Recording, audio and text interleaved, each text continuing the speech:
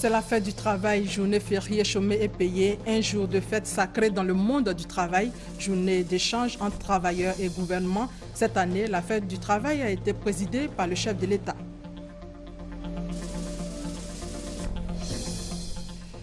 Un mode de transport qui met un accent sur le renouvellement du parc automobile. Une ligne de crédit de 750 milliards sur la table. Annonce faite par le ministre des Transports, Gaoussou Touré. Les précisions dans ce 13. La Somalie est frappée par la malnutrition. Près de 200 000 enfants restent exposés. Bonjour et bonne fête à tous. Bonne fête de travail à tous. Aujourd'hui, vendredi 1er mai, c'est donc la fête du travail, journée fériée, chômée et payée. Cette année, le président lui-même a décidé de présider ce 129e anniversaire de la fête du travail au palais présidentiel. C'était l'occasion pour le chef de l'État de communier avec l'ensemble des travailleurs du pays à travers les 5 centrales syndicales, UGTCI, FESACI, Dignité, Humanisme et UNATSI qui ont présenté leurs préoccupations, les préoccupations des travailleurs. Certaines revendications ont trouvé des solutions sur place. C'était un moment important pour décanter donc certaines situations, la situation de l'école ivoirienne et de l'enseignement supérieur. Le président de la République a fait le point de ces actions au cours des 12 derniers mois avant d'annoncer de bonnes nouvelles aux travailleurs ce 1er mai. Extrait. Au titre des fonctionnaires, après le déblocage entamé en 2014, les salaires de tous les fonctionnaires seront débloqués. Et ce, à compter de ce jour 1er mai. Voyez-vous, cette mesure met fin à 27 années de longue attente. Surtout, ce que je voudrais signaler, c'est qu'elle va toucher 113 432 fonctionnaires. Oui, dont 92 223 enseignants et 14 803 agents de la santé. Voilà. Et ceci est en plus des 38 000 qui ont été faits auparavant. Et cela, pour cette année, va représenter un effort budgétaire de l'État de 77,6 milliards de francs CFA. Donc je peux vous dire que c'est un effort considérable. Mais nous avons entendu vos cris de cœur. Et donc à partir de maintenant, notre fonction publique va pouvoir opérer normalement. Il n'y aura plus de blocage, en tout cas tant que moi je serai président. Et les promotions pourront reprendre, comme le statut de la fonction publique l'exige, tous les 2 ans. Donc cela veut dire qu'il y aura chaque année, chaque 2 ans, une augmentation régulière des salaires des fonctionnaires. Au titre de l'enseignement secondaire, vous avez sollicité le gouvernement afin qu'il reconsidère les décisions prises à l'encontre de celles et ceux d'entre vous du secteur public qui ont observé des arrêts de travail depuis quelque temps. Il s'agit de la ponction sur les salaires pour certains et de la mise sous contrôle des salaires pour d'autres en 2015, mais je me suis rendu compte que cela avait eu lieu également en 2013. Et cela était une bonne chose. Oui, ne doivent être payés que ceux qui travaillent. C'est pour ça que je dis, je vais vous parler les yeux dans les yeux. Les grèves intempestives ne seront pas tolérées. Les grèves intempestives ne seraient pas tolérées. Mais cependant, dans un souci d'apaisement et de manière tout à fait exceptionnelle, et je dirais pour la dernière fois, pendant les années que je servirai mon pays, je ne ferai plus d'exception de ce genre. Mais je vais instruire le gouvernement afin que ces ponctions soient payées à compter du 1er juillet sur une période de 6 mois. Mais c'est la dernière fois. Je tiens à le dire, c'est la dernière fois que je le fais parce qu'un pays moderne doit être conforme aux règles de la République. Les grèves intempestives, surtout à l'école, à la santé, priver les citoyens d'envoyer leurs enfants à l'école ou de se faire soigner est inacceptable. Savez-vous que dans beaucoup de pays, les grèves dans ces secteurs sont interdites par la Constitution? Alors donc, messieurs les secrétaires généraux des syndicats, chers travailleuses, chers travailleurs, je compte sur vous, que nous n'ayons plus à revenir sur ces questions. C'est important que la Côte d'Ivoire continue d'avancer. C'était là un extrait du discours du chef de l'État depuis le palais présidentiel. Avant donc de se rendre au palais présidentiel, l'UGTCI, la FESACI, l'UNATSI et la Centrale Humanisme ont d'abord célébré l'événement. L'Union générale des travailleurs de Côte d'Ivoire, la Fédération des syndicats autonomes de Côte d'Ivoire, l'Union nationale des travailleurs de Côte d'Ivoire et la Centrale Humanisme ont fait le bilan des acquis et des actions à mener pour le bien-être des travailleurs. Le point avec nos différents reporters, Serge Kolia, Ami Sissoko et Guillaume Zéré. Le 1er mai est une journée solennelle, un moment privilégié pour les travailleurs de se retrouver. La fête du travail est surtout une occasion d'examiner ensemble les progrès réalisés et les préoccupations nouvelles inhérentes au monde du travail. L'Union nationale des travailleurs de Côte d'Ivoire n'a pas failli à la tradition. Son secrétaire général a salué les efforts du gouvernement. Toutefois, il a souligné que beaucoup reste à faire. L'UNTC demande l'adoption urgente du Code du travail, l'adoption urgente du salaire minimum catégoriel ou d'une nouvelle grille salariale au titre du secteur public. L'UNTC demande le paiement des reliquats des avantages actés par décret jusque-là impayés de tous les fonctionnaires concernés. 2 véhicules de type 4x4 ont été offerts à cette centrale syndicale, dont de l'ONG, Organisation internationale pour l'environnement et le bien-être social. La cérémonie a été meublée par le défilé des différentes couches socio-professionnelles de l'UNATSI, qui revendique à ce jour 70 000 membres. La FESACI exige une augmentation effective du salaire de tous les travailleurs. La ménagère n'a plus de panier. Son sachet est perforé. Le 1er mai, fête du travail, un moment de réjouissance, n'en demeure pas moins une occasion privilégiée pour réaffirmer ses aspirations profondes. En témoignent les banderoles dressées au siège de la FESACI à Abidjan. La Fédération des syndicats autonomes de Côte d'Ivoire n'a pas dérogé à la règle des revendications. Mais, au-delà des revendications, des acquis sont à saluer. 2014 a permis d'amorcer le processus d'adoption du Code du travail qui va avoir un visage beaucoup plus humain. 2014 a permis également de revaloriser le SMIC. Cette année, le 1er mai intervient dans un contexte social particulièrement agité avec des grèves dans le secteur de l'éducation nationale. Les enseignants de Côte d'Ivoire attendent beaucoup de cette fête du travail parce qu'elle est spéciale. Après les discours du secrétaire général de la FESACI et du représentant du ministre d'État, ministre de l'Emploi, les responsables syndicaux ont pris la direction du palais présidentiel. Face à ses camarades, Mamadou Soro, secrétaire général de la centrale syndicale Humanisme, a salué les avancées notables enregistrées ces dernières années en ce qui concerne les conditions de vie et de travail des Ivoiriens. Une vision apocalyptique, les travailleurs ivoiriens sont désormais passés à une vision émergente de leur avenir et de leur pays. Les choses ont évolué positivement, mais la quête pour un mieux-être reste une lutte permanente. La sécurité, la paix au port autonome d'Abidjan. Oui, nous insistons pour que le temps de travail journalier, qui est au port de 12 heures, revienne à 8 heures au niveau des enseignants, les salaires mis sous contrôle et les ponctions sur les salaires. La centrale syndicale Humanisme, dont le slogan est « Le progrès social, notre combat », compte 140 structures affiliées. Le rassemblement du 1er mai 2015, véritable fête du travailleur, a vu la participation de 1200 de ses membres.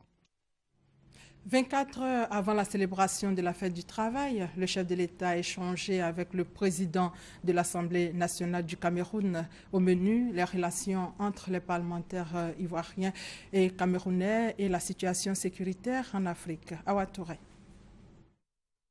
Le président de l'Assemblée nationale du Cameroun, le très honorable Djibril Yégué Kavaye qu'accompagnait une délégation de parlementaires camerounais est venue saluer le président de la République Alassane Ouattara et lui transmettre les salutations fraternelles du président camerounais Paul Biya. Le président de l'Assemblée nationale, Guillaume Soro, a situé le contexte de la visite de son homologue en Côte d'Ivoire. Monsieur le Président, l'année dernière, à son invitation, je m'étais rendu au Cameroun, au Parlement camerounais. Et nous y avions été très bien reçus. Et comme lui et moi-même nous avions convenu, cette fois, c'est lui qui est venu au Parlement ivoirien dans l'objectif de consolider les relations entre les deux institutions. Depuis quelques jours, donc, il séjourne en Côte d'Ivoire. Il a eu l'occasion hier de délivrer un message important aux députés ivoiriens. Le très honorable Djibril Yégué Cavaillé a pour sa part exprimé sa gratitude au président de la République Alassane Ouattara qui a pris de son temps pour le recevoir, ce qui pour lui est une marque d'affection pour son pays, le Cameroun. L'affection, vous l'avez pour le Cameroun. Dès l'instant que vous êtes allé à plusieurs fois au Cameroun assister le président Paul Biya, nous avons apprécié à sa juste valeur cette arrivée au Cameroun. Et je suis très honoré de la visite que mon frère et ami, le président Soro, a bien voulu m'inviter pour que je vienne revoir la Côte d'Ivoire que je n'ai pas vue il y a 22 ans. Parce que mon dernier passage s'est situé vers les années 92, où j'ai rencontré le président Bédié comme président de l'Assemblée nationale. Le chef de l'État s'est félicité de l'excellence des relations entre les parlements ivoiriens et camerounais. Je me réjouis des liens très étroits entre nos deux parlements et je vous remercie aussi de l'accueil que vous avez réservé à notre fils quand il est allé au Cameroun. Tout cela traduit les liens très forts entre le Cameroun et la Côte d'Ivoire et nous ferons tout, que ce soit au niveau de l'exécutif ou du Parlement, de continuer de consolider nos efforts. Monsieur le Président de l'Assemblée nationale du Cameroun, je voudrais vous dire aussi que nos parlements sont très importants. La vie démocratique, c'est d'abord au Parlement. D'ailleurs, le terme le dit, c'est pour ça que c'est appelé la maison du Parlement. C'est là où les idées doivent être confrontées et que, en définitive, les décisions finales doivent être prises par les représentants du peuple. Je voudrais vous dire que, bien évidemment, notre très grande préoccupation aujourd'hui, c'est les difficultés au niveau du terrorisme, notamment avec toutes les menaces que le Cameroun subit, et vous dire tout notre soutien, toute notre solidarité. C'est une situation qui nous concerne tous et nous devons tous être à vos côtés. Le président du Parlement camerounais, le très honorable Djibril Yégué Cavaillé, effectue du 27 avril au 2 mai une visite de travail et d'amitié en Côte d'Ivoire. Rendons-nous à Tengrela pour ensemble voir la pose de la première pierre de l'usine d'or de Sissengue. C'était en présence du Premier ministre avant son départ pour Bruxelles. Et c'est avec Kader Sogodogo. La nouvelle mine d'or de Sissengue dans le département de Tengrela est l'aboutissement d'importants travaux d'exploration qui ont démarré en février 1998. 17 ans plus tard, le Premier ministre Daniel Kablan-Duncan pose la première pierre de la construction de l'usine de la mine d'or. Cette usine est un investissement de 63,6 milliards du groupe Perseus Mining Côte d'Ivoire. Pour le chef du gouvernement, la construction de cette usine est le fruit de la vision du président de la République Alassane Ouattara qui a permis l'élaboration d'un nouveau code minier en Côte d'Ivoire. Pour accroître la contribution du secteur minier au développement, le gouvernement a procédé en 2014 au renforcement du cadre réglementaire avec le nouveau code minier attractif et compétitif, qui est la synthèse de toutes les bonnes pratiques à travers le monde. Ce nouveau code met l'accent notamment sur la protection de l'environnement, l'appui au développement local, par la mise en place d'un fonds de développement local. L'ouverture de la mine d'or de Sissengue va générer 800 emplois directs et 25 000 emplois indirects. Des infrastructures socio-économiques de base sont prévues pour la population.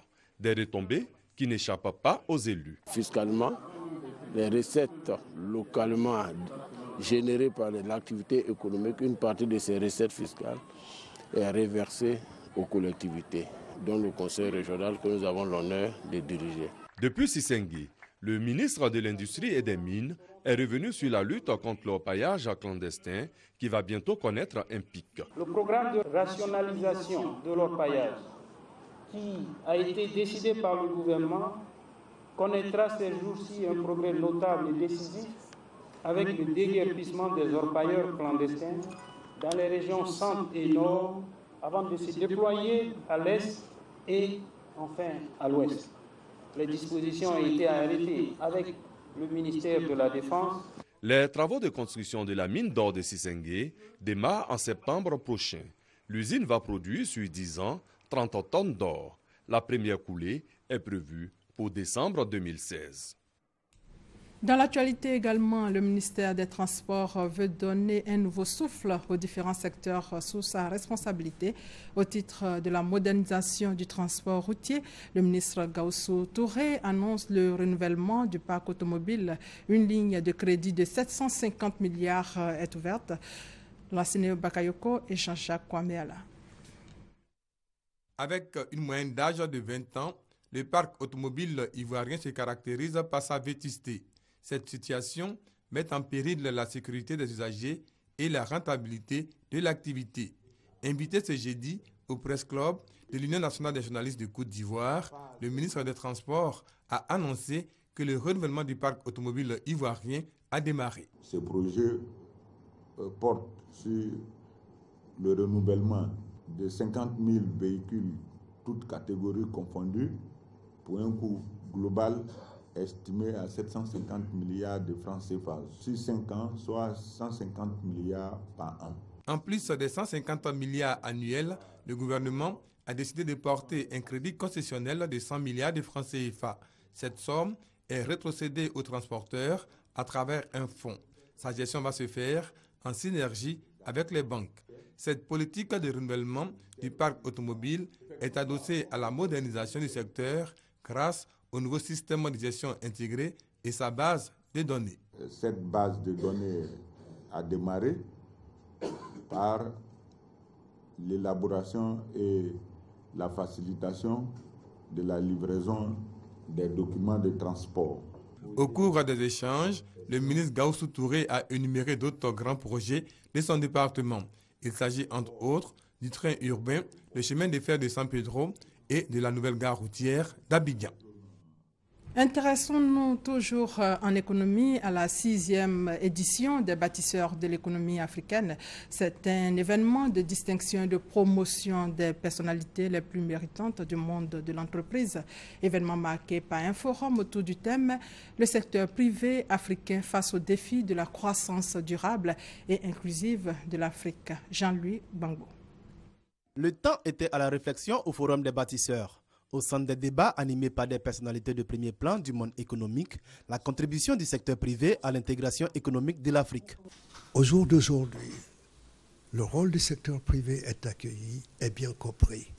Mais au jour d'aujourd'hui, l'entreprise aussi évolue dans sa conception et dans son rôle. Elle sait que non seulement elle crée l'emploi, elle crée la richesse, mais il ne faut pas que ce soit une richesse créée simplement par, et surtout dont bénéficiera simplement ceux qui sont propriétaires de l'entreprise. Selon les panélistes, le grand défi qui se pose aux entrepreneurs africains, c'est d'inventer des modèles de croissance qui leur permettent de rentabiliser leurs activités. La création d'un espace économique ouvert offrirait également au secteur privé africain des opportunités d'affaires plus grandes. Premier volet de la 6e édition des bâtisseurs de l'économie africaine, le forum se veut une plateforme d'échange et de partage d'expériences. Ce que nous désirons simplement, c'est d'abord, l'idée derrière, c'est de faire la promotion de notre pays. Le forum qui a lieu est l'occasion pour ces entrepreneurs-là de partager leur expérience mais des expériences diversifiées. Quelques 30 personnalités venues d'une trentaine de pays ont été primées au terme de cet événement. Dans le domaine de la santé, c'est une déclaration qui effraie et qui appelle à la vigilance et à la prévention. Les cardiologues de Côte d'Ivoire ont récemment, au cours d'un point de presse, relevé que les maladies cardiovasculaires pourraient cette année tuer plus de personnes que les maladies non transmissibles. Préoccupés par la situation, les cardiologues organisent les 6 et 7 mai prochains à Yamoussoukro un congrès sur les maladies cardiovasculaires. Le point avec Francis Boifo. Les maladies cardiovasculaires sont la première cause de mortalité dans le monde, selon l'Organisation mondiale de la santé, OMS. L'organisation estime à 17,5 millions le nombre de décès imputables à ces maladies chaque année. 16 millions de ces décès surviennent avant l'âge de 70 ans et la plupart dans les pays à revenus faibles ou intermédiaires comme la Côte d'Ivoire. En Côte d'Ivoire, actuellement, 34% des populations sont hypertendues. 13% de nos patients ici hospitalisés à l'Institut de cardiologie d'Abidjan ont fait les crises cardiaques. Et le poids des maladies cardiovasculaires prend le dessus sur les maladies transmissibles. Demain, ce ne sera plus la diarrhée, le paludisme ou la fièvre typhoïde qui vont tuer les populations, mais bien plutôt les infarctus du myocarde, ce qu'on appelle la crise cardiaque, l'insuffisance cardiaque et les AVC. Les cardiologues veulent faire de la prévention. Ils organisent du 6 au 8 mai prochain à Yamoussoukro le 2e congrès international de la Société ivoirienne de cardiologie avec pour thème les coronaropathies en Afrique subsaharienne, de la prévention au traitement. Nous allons avoir des travaux pour faire d'abord la cartographie de ces maladies dans nos différents pays et puis identifier le plateau technique de prise en charge dans ces différents pays. Donc il s'agit de mettre ensemble tous nos moyens pour optimiser la prise en charge de ces maladies. Plus de 300 spécialistes en cardiologie de haut niveau de 15 pays africains, y compris le Maghreb, la France et la Belgique, sont attendus à Yamoussoukro. La liste des souscripteurs pour la couverture maladie universelle s'agrandit. À cette liste s'ajoute la grande chancelière Henriette Dagri-Diabaté, s'est faite donc enrôler. Les détails avec Geneviève Soro et Victorien Angwa. L'équipe mobile d'enrôlement à la couverture maladie universelle a posé ses valises cette fois à la grande chancellerie à Cocody. La première responsable de l'institution, à l'image de plusieurs personnalités ivoiriennes, s'est faite enrôler. La CMU, pour moi, elle a la même importance que la création de routes et de ponts parce qu'elle concerne directement la santé de la population. Et pour moi, à partir de ce moment-là, toute personne assurée ou participante de la CMU peut se faire soigner à moindre coût. Cet acte doit être pérenne. Nous souhaiterions que la population aille s'inscrire et fasse en sorte que demain, nous soyons des citoyens bien portants. La grande chancelière invite les membres de son institution à lui emboîter le pas, eux qui au préalable ont été instruits sur les orientations techniques de la phase d'enrôlement. Une étape qui, selon le directeur de l'affiliation à la Caisse nationale d'assurance maladie, Yaya Diomandé, est une obligation pour tous. Parce que la CMU va faciliter l'accès aux soins médicaux. À ce jour, la couverture maladie universelle enregistre plus de 28 000 enrôlés sur tout le territoire national. Le président du Conseil économique et social a reçu le compendium des compétences féminines de Côte d'Ivoire. Cela après le président de la République Alassane Ouattara et la première dame Jeanne Peumont, superviseur du compendium des compétences féminines de Côte d'Ivoire, a plaidé pour la prise en compte de cet annuaire dans le cadre des nominations. Francis Boifo. Le compendium des compétences féminines de Côte d'Ivoire, COCOFSI, remis au président du Conseil économique et social, comprend 1003 femmes classées par secteur d'activité avec des informations sur leur domaine de compétences. C'est un outil de promotion du développement inclusif au service des organisations internationales et institutions, notamment le Conseil économique et social. Vous servez de l'annuaire pour nommer des femmes compétentes dans votre staff de direction et surtout à des postes de président des commissions dont le processus est imminent. 30% des femmes siègent actuellement au Conseil économique et social, mais les femmes demandent davantage. Je prendrai ce document, j'en ferai le meilleur usage Et je pense que lorsque nous aurons composé effectivement toutes les commissions, vous constaterez avec plaisir que votre plaidoyer a été un plaidoyer gagnant. Les responsables chargés de faire la promotion du compendium des compétences féminines de Côte d'Ivoire ont annoncé qu'elles vont rencontrer bientôt d'autres présidents d'institutions et d'organisations internationales. Objectif, les emmener à faire la promotion du genre dans les nominations à des postes de responsabilité. Dans un souci d'aider les consommateurs déjà éprouvés, une campagne de vérification des instruments de mesure est lancée, une campagne pour lutter efficacement contre la cherté de la vie. Sephora Zegui et Francis Boifo. Désormais, tous les instruments de mesure vérifiés et jugés conformes aux normes réglementaires porteront la marque de ce sticker vert non falsifiable et autodestructible en cas de manipulation. Pour ceux vérifiés et jugés non conformes, le sticker sera de couleur rouge. Le ministère du Commerce, de l'Artisanat et de la Promotion des PME a officiellement lancé une campagne de vérification des instruments de mesure utilisés par tous les opérateurs économiques. C'est une opération qui se déroule tous les ans, comme le prévoit la loi 62 qui définit les instruments de mesure et réglemente les instruments de mesure à Côte d'Ivoire. Je pense que les opérateurs économiques prennent conscience parce qu'ils n'ont pas intérêt à frauder. Parce que quand vous faites la fraude, c'est vous qui perdez, les clients vous fuient. Par contre, lorsque vous faites la qualité, lorsque vous donnez la quantité exacte, les clients, vous les fidélisez et les clients viennent vers vous et comme ça, vous arrivez à conquérir de nouveaux marchés. L'utilisation frauduleuse des instruments de mesure est sanctionnée par la loi. Lorsque l'instrument de mesure n'est pas conforme, détracté, l'amende va jusqu'à 10 millions. Pour les utilisations frauduleuses, vous avez 6 millions. Ou la peine d'emprisonnement. Ce sont au total 120 000 instruments de mesure qui seront contrôlés par plus de 300 agents de la direction de la métrologie, de la qualité et de la répression des fraudes. Une mesure qui vise à lutter efficacement contre la cherté de la vie en Côte d'Ivoire. Dans le district d'Abidjan, la campagne a commencé par les volucompteurs, notamment les stations-service, et devrait durer 10 jours. Cette campagne prendra fin le 13 août prochain. Le chapitre politique commence par cette rencontre des ressortissants du district des montagnes. Information essentielle. Le 16 mai prochain, les fils et filles de l'Ouest vont se retrouver à Diokwe pour manifester leur soutien au président Alassane Ouattara pour la présidentielle d'octobre prochain. Godefroy Okambawa et Maïs Sako. Grande mobilisation pour soutenir la réélection du président Alassane Ouattara à la présidentielle d'octobre. C'est ce qui ressort de la rencontre entre les ressortissants et cadres du district des montagnes. Tout le Grand Ouest, les régions du Tompi, du Cavali et du Guémon, rassemblés, c'est-à-dire les chefs traditionnels, les femmes, les jeunes et l'ensemble de tous les cadres, toutes tendances politiques confondues.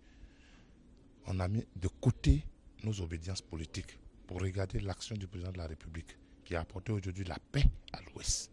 Vous le savez très bien, tout ce qui s'est passé là-bas dans le temps, malgré nos diversités d'idées, mais on a dans le même sens pour la cohésion et la paix. Nous voulons nous retrouver pour nous exprimer fortement en faveur de l'élection du président Alassane Ouattara. Nous nous retrouvons pour vraiment non seulement magnifier les actions passées du président Ouattara, mais aussi lui apporter notre encouragement et notre soutien total et franc. Cette rencontre vise à informer les participants sur les dispositions à prendre en vue de garantir un succès à cette mobilisation qui réunira les fils et filles de la région. L'Ouest organise cette grande mobilisation qui verra donc tous ces fils et filles rassemblés à Diokwe, ville symbole, pour dire au président de la République que nous sommes avec lui, nous serons avec lui et il trouvera le district des montagnes mobilisé derrière lui. Depuis quelques années, des actions de développement sont entreprises dans la région des montagnes. Et c'est au regard de ces réalisations que le 16 mai prochain, les populations viendront à Diokwe apporter leur soutien à la réélection du président Alassane Ouattara à la prochaine présidentielle. Hors de nos frontières, les combats dans le centre du Mali ont fait au moins 19 morts, le plus lourd bilan depuis presque un an dans des affrontements entre rébellions à dominante Touareg et l'armée. Et en images, en Somalie, 3 ans se sont écoulés depuis que la famine a frappé la Somalie et fait plus de 250 000 morts, plus de la moitié des enfants, mais de nombreux Somaliens continuent d'avoir faim. Cette page noire, cette page triste, la Fédération ivoirienne de football est en deuil. Ousseynou Dieng est décédé. Il était président de la FIF, la Fédération ivoirienne de football de 1990 à 2002. Ousseynou Dieng est décédé en France. Ousseynou Dieng se serait envolé pour la France depuis environ 4 mois pour y suivre un traitement médical. Malheureusement, l'ancien président de la Fédération ivoirienne de football a succombé des suites d'une longue maladie. Et c'est sur cette note triste que ce journal sur FM. Merci de nous avoir suivis.